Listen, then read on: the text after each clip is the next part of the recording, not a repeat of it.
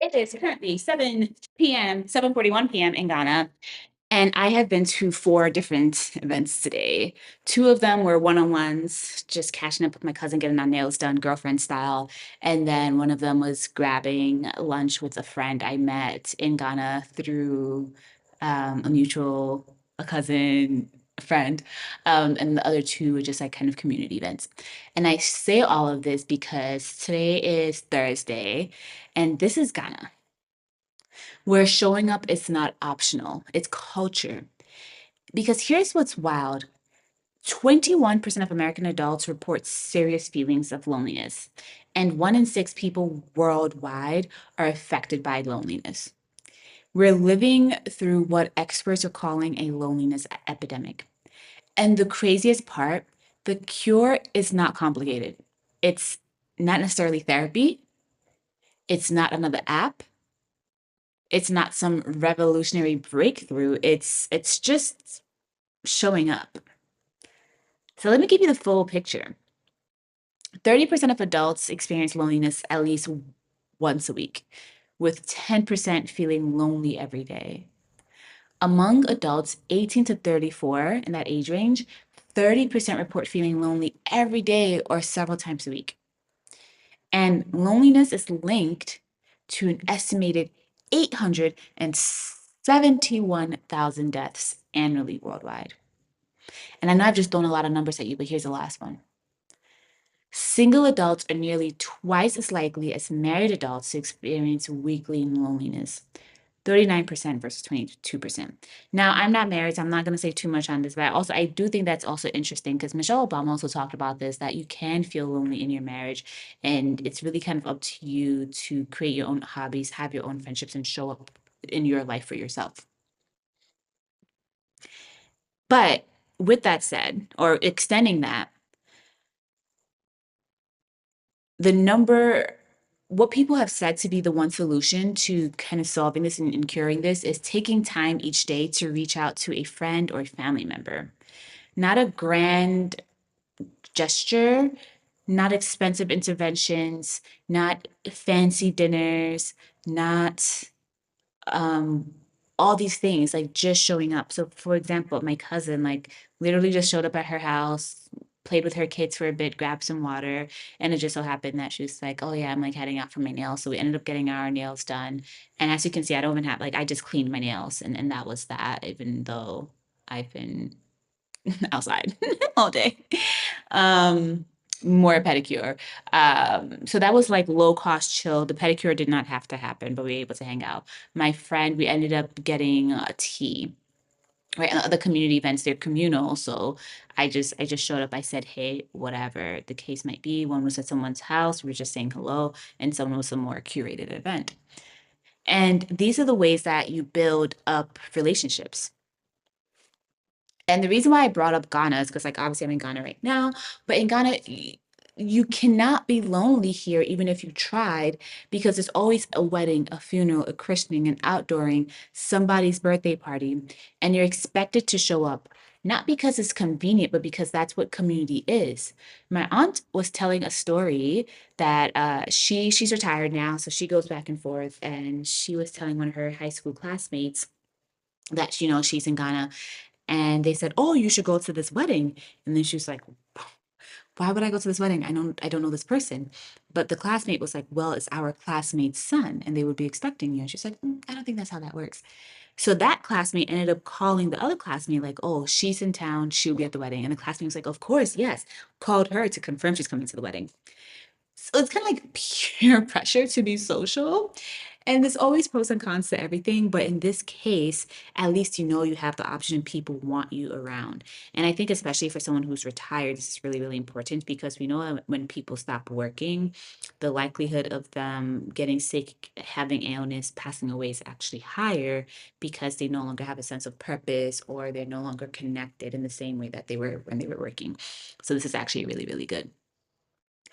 And yes, as I mentioned, it can be exhausting sometimes, but what it does create is you always know someone has your back. You're never wondering if people care because they proved it, they showed up, and you do the same. And I mentioned a ton of big events, but also, as I mentioned, it's not always the big moments, it's the small ones that make those big moments possible. I want to share 10 small ways people take for granted, but they're literally the antidote to loneliness. So I am the worst at this. So I'm just calling myself out first, responding to text within a reasonable time. Not necessarily immediately, but within the day. When you leave someone on red for days, you're teaching them that their words, their reach out, their emotions don't matter to you. Even unanswered text is a micro rejection. So, actually, with that said, let me respond to a text I've been meaning to get back to for a while.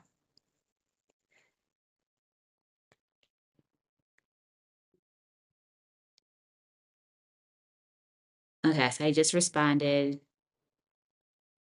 to a friend who we've been trying to reach each other, but I'm in a very different time zone and it's not been working.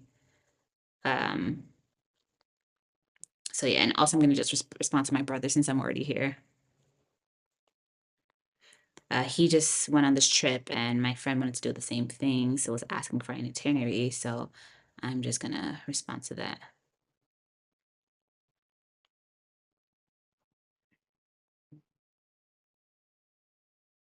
Okay, so I'm probably doing the worst thing for you too right now because I'm giving you so much dead space. But hopefully, in this space, you're also pulling up your phone and responding to people, or just reaching out to someone you've been thinking about.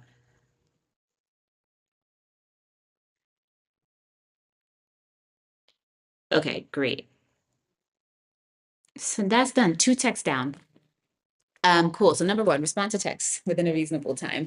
Does not have to be immediate. Number two, remembering what people told you last time. And I mentioned that I went to tea coffee with a friend, and we had dinner 6 weeks ago. And she remembered everything. Oh my gosh, I'm not going to give you all my business here, but she remembered everything, like how the business was going, who I was meeting up with, stuff like that. So remembering those small things matter. And you can have a memory that's really great. Also, you can take notes. Like, I don't, obviously, I'm not taking notes of every single thing, but I do have notes in my phone of my friends, obviously their birthdays, any people that are important to them, their parents' birthdays, any important dates of something in their life. When something really great, something tragic, whatever happened to them, something that's important to them, I keep notes like that. And it's also on my calendar, so it just pops up automatically so I can check in on them or, send them flowers, whatever the case may be. But stuff like that. But also remember, how's your mom doing after her surgery? Stuff like that. Because when you remember, you're saying you matter enough for me to hold space for you in my mind. And we know how busy the world is. So that's powerful. And then showing up when it's inconvenience. Not when it's fun, not the birthday parties, not the whatever, but the hospital visits. One of my friends was hospitalized for like a month, really didn't know what was wrong. And what did I want to get up every day and go to like the outskirts and see them? Not necessarily, but I did it because they are worth it and I would do it all over again. So I think that's important. Having those hard conversations of like, hey, don't love the way this relationship is going. Right. So all of those. And I think also asking for help. That really defines relationships as well. I think we're up to number four. Initiating plans instead of always waiting to be invited. It feels good to be invited, but stop waiting to be chosen. Be the person who says, let's grab coffee next week and actually plan it. Here are some places I've wanted to go. Most people are lonely because everyone's waiting for someone else to reach out first. So reach out first, have a plan. If you know they also love coffee, they also love whatever, say you found this new coffee. I obviously love food. I don't know how many times I've mentioned food here, but one of my friends like ice cream. We love trying ice cream flavors. We'll always hang out because like, oh my gosh, did you see this new ice cream flavor? Do you want to go try it out? Coffee. I love trying different coffee spots, like especially plant coffee spaces. I love to read, so there are always ways to connect. Number five, actually listening without planning your response. So literally shutting down your brain and just listening to what the person is saying so your brain can process it rather than keeping all the different tabs open. So put the phone down, make eye contact. Let there be silence after they finish talking because I think most people are not listening right now to their friends, and that's why you don't remember stuff. That's why you can't show up for people. That's why you don't even know what they like. So therefore, you can't remember oh, do they like this color? Do they not like this color? Should I pick up this gift for them? You don't know because you didn't listen. So listen, super valuable. Number six, celebrating small wins, not just big ones. The small stuff matter. Your friend finally meal prep for the week. Text them, congratulate them, ask them how it tasted. Actually, this is me actually just bullying myself to doing this right now. Let me text my friend and ask them because they tried a new recipe yesterday. And let's see, how'd the chili come out? They made chili for the first time yesterday, and they used bacon fat, and they were worried that it would be too oily. I don't think it will be because if they rendered it down enough, it'll just be nice and smoky and yummy. But anyway, just texted them to just check in, right? If they went to the gym twice and they've been trying to do that, acknowledge it. We're so used to only celebrating graduations and promotions and really big stuff, especially the older you get, big stuff that involve other people, the marriage, the kids, the this, the that. Like, no, like celebrate your friend and what they want, right? Checking in if someone's been quiet and right now everybody's moving funny or whatever, like, hey, haven't heard from you in a bit. You good? Like, let's hang out, whatever. And I know the American culture is not the same as the Ghanaian culture. Like, you cannot just pull up to someone's house, but hopefully there are at least two to three people that you can really just pull up on them, and it's fine. So create those friendships. Create it. Because depression, loneliness, especially in the winter, but especially when it gets dark outside early, make people withdraw. So your job is to reach out and break through that noise anyway. It's late, so I'm just doing a lot. Anyway, where are we? I think we're up to number eight. Follow through on what you said you'll do. And this is something that like it actually has been eating up at me for a while because one of my friends invited me to an event and I didn't go and I've just felt so guilty about it for a while. I think there's a form of boundaries and whatever, but if you say you're going to do something, follow through, right? Because every flaky cancellation, every let's reschedule, that's never reschedule, it erodes trust, right? And then it's a two-way street. So if you're not showing up, if you're always canceling, then you can't expect them to do the same. So showing up means that you are doing what you said you would do. I think we're up to number nine, being present instead of performative. At dinner, your phone is away. At their event, you're not just there for the Instagram story, you're there for them. Real presence means they have your attention, not just your attendance. Right. So I know sometimes I'm guilty of being like, well, I showed up. It's like, no, but did you show up? My body might have been there, but was my spirit, my mental there as well? So something I'm working on as well. Then this is number 10, but probably should be number one, showing up for yourself. And this is the foundation, keeping promises to yourself. I think every time you keep a promise to yourself, it becomes easier to keep promises for other people. Because doing what you said you do, even when no one's watching, builds trust in you, builds confidence in you, and it makes you also feel good and about yourself and your life. And you then want to extend that to other people. Because when you're happy, when you're joyful, you don't want to keep that within yourself. You want to spread that with other people. And if you can't show up for yourself consistently, you can't sustainably show up for others. Because in the back of your head, I know in the back of my head, I'm always like, oh my gosh, I got to do this. I got to do this. Because the more you procrastinate on your own stuff and showing up for yourself, the more you cannot be in the same space with someone when you are with them physically. So the relationship with yourself sets a tone for every other relationship. So listen, in Ghana, community isn't optional because survival requires that you are part of the community. They won't let you rest. But what I've learned living here is that humans weren't meant to be lonely and we're wired for connection. Every relationship we have with ourselves, our family, our friends, our partner, the quality of it comes down to all the little ways that we show up for ourselves and others, not the grand things, the small, consistent acts. So I started this with a ton of stats, and I'll end it with a few more.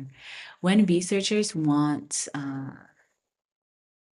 when researchers ask what contributes to loneliness, 73% of people said technology, 66 said families not spending enough time together, and 62% said people being too busy. But all these are choices and you can choose differently, right? You can choose to show up at the events, even if you're tired that day. You can choose to have a conversation that it's not heavy. It's not always has to be this heavy thing. It can be light. It can be their favorite song that day. You can choose to have light moments, light touches.